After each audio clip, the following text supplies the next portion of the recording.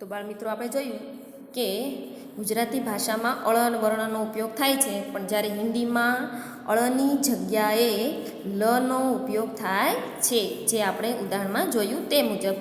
तो હવે આગળ જોઈએ. कभी कभी अपवाद रूप में मराठी के ल अक्षर का प्रयोग होता है, એટલે કે મરાઠીનો લ છે જો અપવાદના રૂપમાં, તો જૈસે તિલક. હવે આગળ જોઈએ ટોપિક બીજો, वर्ण परिचय ब. એમાં પહેલું अनुस्वार. अक्षर पर लगाए जाने वाला बिंदु अनुस्वार कहलाता है. એટલે કોઈ પણ અક્ષર પર અનુસ્વાર આવેલું હોય તેને શું કહેવાય છે? અનુસ્વાર કહેવાય છે. जैसे मंगल, पतंग, रंग, चंदन, अंडा, सिंह आदि.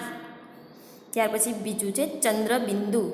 कभी कभी अक्षर पर ऐसा चिन्ह लगाते हैं, इसे चंद्र बिंदु कहते हैं. जब अनुस्वार का आधा उच्चारण करना होता है तब चंद्र बिंदु का प्रयोग किया जाता है. એટલે કે અનુસ્વારનો જ્યારે આપણે અડધો છે તેવું બતાવવું હોય ત્યારે આપણે ચંદ્રબિંદુનો ઉપયોગ થાય છે.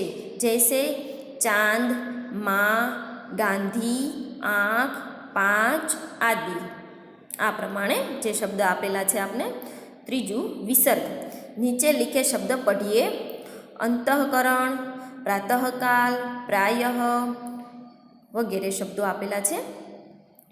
તો આ બધા શબ્દોમાં વિસર્ગનો ઉપયોગ થાય છે. इन शब्दों में अंतःकरण प्रायःकाल की तरह बोलते हैं. जब किसी स्वर या व्यंजन के बाद ह की ध्वनि लगे तब उसे विसर्ग से सूचित किया जाता है. એટલે આપણે શબ્દ જે બોલીએ છીએ કે અંતઃકરણ, પ્રાતઃકાલ, એટલે હ જેનું ઉચ્ચારણ કરીએ છીએ તો હની જગ્યાએ વિસર્ગ મૂકવામાં આવે છે. તો જો બાળમિત્રો હનું ઉચ્ચારણ કરીએ છીએ પણ હ લખવામાં આવતો નથી, પણ એના જગ્યાએ વિસર્ગ મૂકેલ છે, તો આપણે પણ વિસર્ગ મૂકવાનો રહે. દાખલા તરીકે દુઃખ, તો દુઃખમાં પણ વચ્ચે વિસર્ગ આવે. તો હવે આગળ જોઈએ. ऊपर नीचे रखे जाने वाले ये बिंदु विसर्ग कहते हैं. એટલે કે ઉપર નીચે જે ટપકું કરીએ છીએ એને વિસર્ગ કહેવાય. ત્યાર પછી ચોથું संयुक्ताक्षर. जब किसी व्यंजन का स्वर हटाकर उसे आगे वाले व्यंजन से जोड़ दिया जाता है तो संयुक्ताक्षर कहते बनता है. એટલે એમ કે વ્યંજનની સાથે તેનો સ્વર કાઢી નાખવામાં આવે છે અને વ્યંજન જોડી દેવામાં આવે છે તો તેને સંયુક્તાક્ષર કહેવાય, એટલે કે સંયુક્તાક્ષર બને. તો આગળ જોઈએ. જૈસે બ પ્લસ દ, તો દ એટલે કે અડધો બ આપેલો છે, હલંત નીચે આપેલું છે. જુઓ બાળમિત્રો, બ પ્લસ દ, તો બરાબર એને જોડીએ તો દ એટલે શબ્દ, આખો શબ્દ બને. ત્યાર પછી ક પ્લસ ટ એટલે ડોક્ટર, એટલે આવા જોડેલા શબ્દ હોય તેનું સંયુક્તાક્ષર કહેવાય. ત્યાર પછી ત પ્લસ વ, ત્વ એટલે દેવત્વ આદિ. આવી રીતે તેને જોડવામાં આવે છે અને સ્વરને કાઢી નાખવામાં આવે છે, તેને સંયુક્તાક્ષર કહેવાય. ત્યાર પછી છે અક્ષર જોડને કે નિયમ.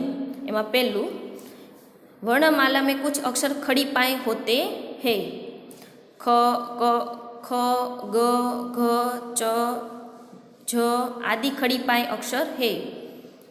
किसी व्यंजन के साथ जोड़ते समय इनकी पाए हटा दी जाती है. जैसे એટલે એમ કે છે જે આખો વર્ણ હોય ક, ખ, ગ, ઘ, પણ જ્યારે તેને કોઈ શબ્દ સાથે જોડવામાં આવે ત્યારે તેની પાય હોય છે ઊભી, તે કાઢી નાખવામાં આવે છે.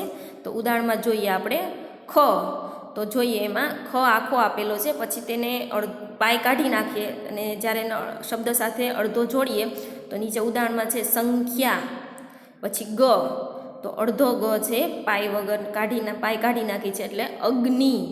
પછી ઘ, તો ઘનો અડધો છે તો નીચે આખો જોડીને ન સાથે બનાવે છે વિઘ્ન, ઘ અને ન જોડીને.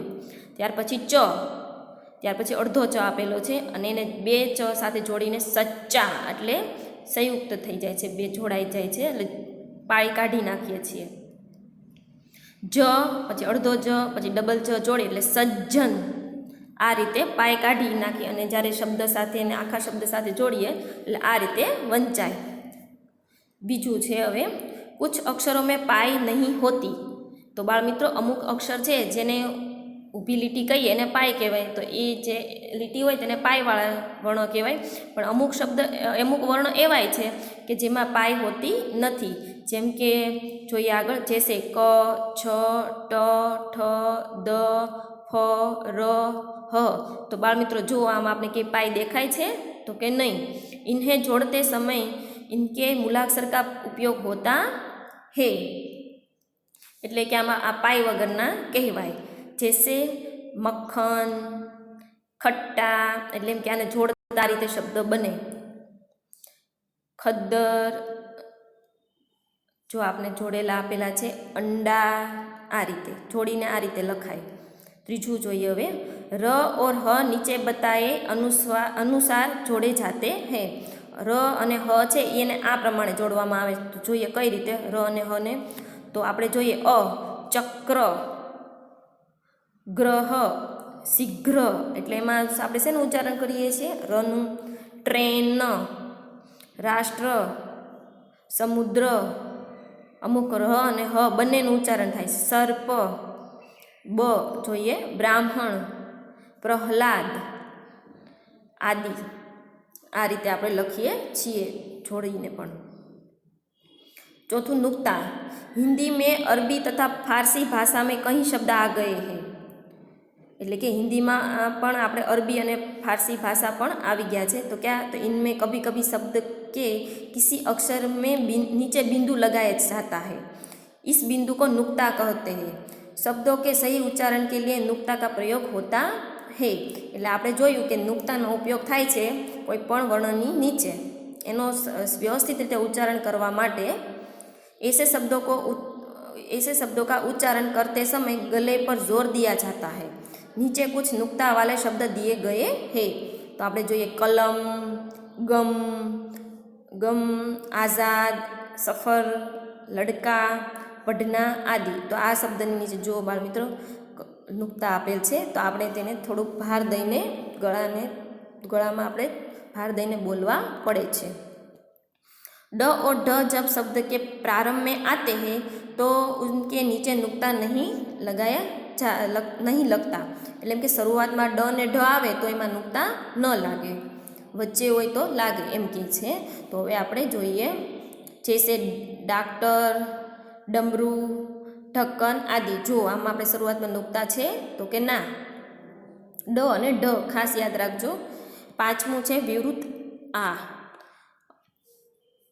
એટલે કે જે આપણે માથે ચંદ્રાકાર જેવો અડધો ચંદ્રાકાર છે તેને ચંદ્રાકાર કહેવાય. अंग्रेजी भाषा में कई शब्दों को हिंदी में लिखते समय उनका सही उच्चारण बताने के लिए चंद्राकार का प्रयोग किया जाता है. એટલે કે અંગ્રેજી ભાષામાં પણ ઘણા શબ્દોમાં આ રીતે આપેલ હોય છે. તો હિન્દીમાં પણ વ્યવસ્થિત ઉચ્ચારણ માટે આ ચંદ્રાકારનો ઉપયોગ થાય છે. इसे विवृत आ कहते हैं. विवृत आ का उच्चारण आ और ओ स्वरों के बीच होता है. એટલે કે વિવૃત આનો ઉચ્ચારણ આ અથવા ઓ વચ્ચે થાય છે. જૈસે ડાક્ટર, ઓફિસ, બોલ, બોક્સ, ઓકી આદિ. આ રીતે ચંદ્રકારનો ઉપયોગ થાય છે. તો બાળમિત્રો અહીં આપણે આ ટોપિક જે જોયા વર્ણ પરિચય અને વર્ણ અ બ પૂર્ણ થાય છે. તો હવે પછીના આગળના ગ્રામરના વિડીયોમાં મળશું.